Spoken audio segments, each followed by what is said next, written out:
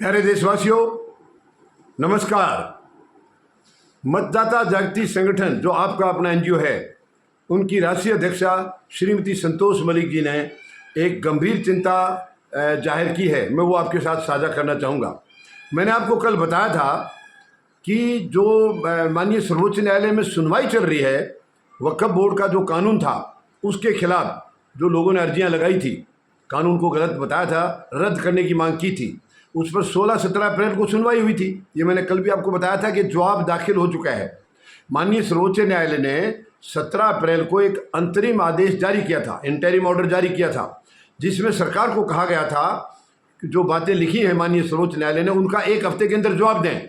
तो सरकार ने 1 हफ्ते में जवाब दे दिया।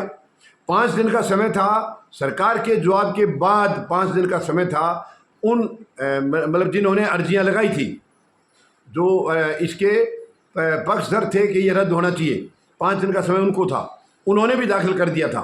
ये मैंने आपको कल बता दी थी कि दोनों तरफ से जवाब आ गया है। लेकिन all India Muslim personal law board ने बहुत गंभीर आरोप लगाए हैं सरकार पर बहुत गंभीर आरोप लगाए हैं, और उन्होंने उसमें जो अपना जवाब दाखिल किया है, ये कल तो मैंने आपको इतना ही बताया था कि जवाब दाखिल हो गया है। क्या क्या लिखा है वो कल मालूम नहीं पड़ा था, लेकिन अब मालूम पड़ा है। बहुत गंभीर आरोप है। सरकार इसका क्या जवाब देगी, कैसे देगी? यानी उन्होंने बोला कि पूरी झूठ उन्होंने लिखी है, सरकार ने उसके अंदर झूठ लिखी हुई है। वो कैसे लिखी है मैं आपको बता रहा हूँ। जैसे एक छोटा सा उदाहरण देता हूँ।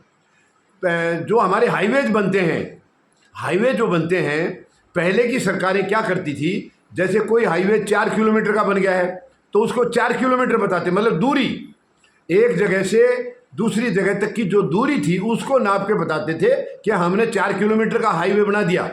लेकिन ये जो सरकार आई है, ये बहुत अलग किस्म की, विशेष किस्म की सरकार भारत को मिली है, देश को मिली है। यानी 78 सालों में एक पहली विचित्र किस्म की सरकार मिली है। इनके कारनामे आप देखेंगे, हैरान हो जाएंगे। यानी सबसे बड़ी बात तो यह है, अपनी फेलियर को, अपनी नाकामी को भी ये लोग कामयाबी में बदल के अपनी उसको सक्सेस के तौर पर दिखाते हैं।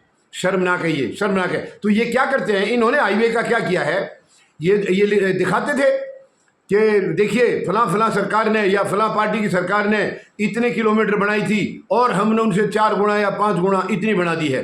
मगर बाद में जब इसकी सच्चाई का पता लगाया गया तो वो क्या है, जैसे कोई सड़क 4 लेन की है और 1 किलोमीटर बनी है तो उसको 4 से गुणा कर देते हैं। ये सड़क तो 1 किलोमीटर की बनी है, लेकिन क्योंकि वो 4 लेन की है तो अलग लेन को 1-1 किलोमीटर के दी। ये है इनकी साजिश। ये कितनी शर्मनाक है। एक सरकार इतना बड़ा धोखा, पूरे देश को धोखा दे रही है। ये सरकार पूरे देश को धोखा दे रही है। संतोष मलिक जी बहुत दुखी है इस बात से। अरे तुम 1 किलोमीटर बना रहे हो तो 1 बताओ, 4 बना रहे हो तो 4 बताओ। 4 लेन की, 5 लेन की सड़क है तो 5 से गुणा कर देते हैं। यानी आपने 1 किलोमीटर बनाई लेकिन लेन 5 है तो उसको 5 किलोमीटर बता दिया। बहुत ही शर्मनाक है। ऐसे ही गंभीर आरोप लगाए हैं all India Muslim personal law board ने। इतने गंभीर आरोप लगाए कि इनकी प्रॉपर्टी को भी ऐसे ही बताया गया। अब मान लीजिए कोई 1 एकड़ की जमीन है तो वो एक प्रॉपर्टी है, 1 एकड़ की जमीन, सब जानते हैं वो एक प्रॉपर्टी है। लेकिन उसी में एक कोई स्कूल बना है, एक कोई मस्जिद बनी है, एक कोई दूसरा कोई कार्यालय बना, ऐसे करके 4-5 संपत्तियां वहां बना रखी हैं तो उनको 5 संपत्ति गिनती किया है। ये बहुत ही शर्मनाक है, बहुत ही शर्मनाक है। ये एक किस्म की साजिश है। यानी आप किसी के साथ आपने ठान लिया है कि हम तो ताकत में हैं, हमारे पास शक्ति है और हम उसका इस्तेमाल करके किसी को भी कुचल सकते। ये शर्मनाक है। हमारा संविधान इसकी इजाज़त नहीं देता है, बिल्कुल नहीं देता है। और मुझे भरोसा है, देखिए मैं कोई अपनी तरफ से कोई नाजायज बात नहीं कर रहा हूँ, सिचुएशन में देख रहा हूँ। माननीय सर्वोच्च न्यायालय ने 16-17 अप्रैल को जब सुनवाई की थी और जो इंटरिम ऑर्डर निकाला था उसमें चिंता जाहिर की थी माननीय सर्वोच्च न्यायालय ने कि संविधान की कुछ धाराओं का उल्लंघन हुआ है। तो जो निष्पक्ष तौर पर बात होती है, वो किसका कानून है, हिंदुओं का है, मुस्लिम का है, क्या वो सवाल नहीं है। यहाँ सवाल यह है कि निष्पक्ष तौर पर जांच हो, निष्पक्ष तौर पर उसका फैसला हो।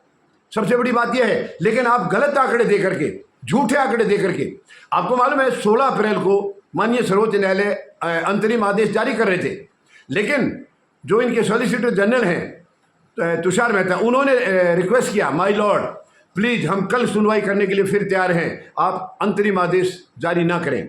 और अगले दिन सुनवाई हुई 17 को, और 17 को भी ये कुछ बहाना बना रहे थे, जवाब नहीं थे इनके पास। फिर आखिर में इन्होंने 1 हफ्ते का टाइम मांग लिया। तब माननीय सर्वोच्च न्यायालय ने इंटरिम ऑर्डर निकाला और 1 हफ्ते का उनको टाइम दिया है। और क्योंकि अब एकदम से साजिश नहीं रची गई होगी, नहीं समझ पाए होंगे एकदम से क्या कहना है। अब 7 दिन में उन्होंने ढूंढ निकाला, इसकी तोड़ ढूंढ निकाली और उसका जवाब माननीय सर्वोच्च न्यायालय को दे दिया। लेकिन जब जो पक्ष जो विरोध कर रहा है कानून का, उन्होंने जब इसको देखा, जवाब को देखा, तो ये पाया कि बहुत गंभीर उसमें बड़े बड़े झूठ लिखे हुए, गलत बातें लिखी हुई हैं, गलत वायदे किए हुए हैं, गलत चीज़ें दर्शाई रखी। यानी माननीय सर्वोच्च न्यायालय को भी सरकार झूठे आंकड़े दे रही है। और ये आज नहीं है, ये झूठे आंकड़े पहले से देते। देखिए, रफाल का जो सौदा था, वो मैं समझता हूँ जो देश में बातें चली है, मैं देख के नहीं आया हूँ, जो देश में बातें चली है उसमें बहुत बड़ा घोटाला है। लेकिन माननीय सर्वोच्च न्यायालय से क्लियरेंस मिल गया है कि उसमें कोई घोटाला नहीं हुआ है, उसकी कीमत नहीं बताएगी। मैं इस देश का नागरिक हूं, मुझे मेरे जहाज की कीमत पता होनी चाहिए। लेकिन उसमें सुरक्षा का बहाना दे दिया। सुरक्षा, अरे क्या सुरक्षा है इसमें? सुरक्षा क्या? कीमत बताइए, 5 करोड़ है, 10 करोड़ है, 1000 करोड़ है, बताइए। मैं जानना चाह रहा हूं, नहीं बता रही सरकार। सुरक्षा का बहाना बना, जब इनको नहीं देना है ये कोई ना कोई बहाना बना देंगे।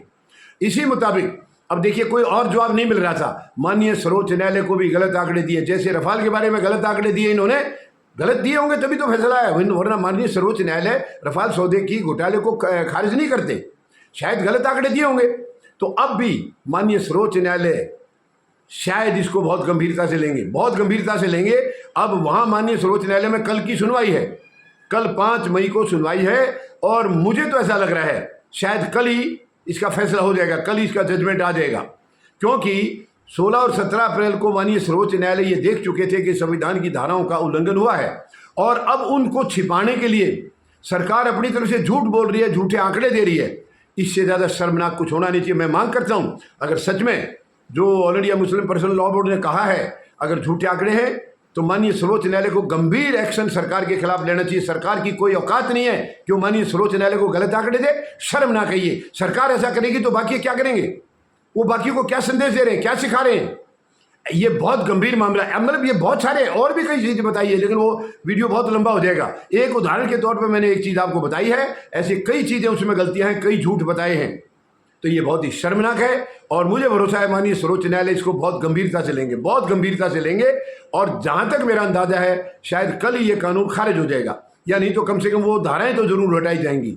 या हो सकता है कल नहीं तो एक डेट और लगे, ऐसा लग रहा है। क्योंकि हालात इस किस्म के बन रहे हैं। माननीय सर्वोच्च न्यायालय ये समझ चुके हैं कि सरकार कोई साजिश कर रही है, वरना उनको झूठ बोलने की क्या जरूरत थी, गलत आंकड़े देने की क्या जरूरत थी। मूर्ख, अपने सर्वोच्च न्यायालय को आप मूर्ख बनाना चाह रहे हैं, बड़ी शर्म की बात है।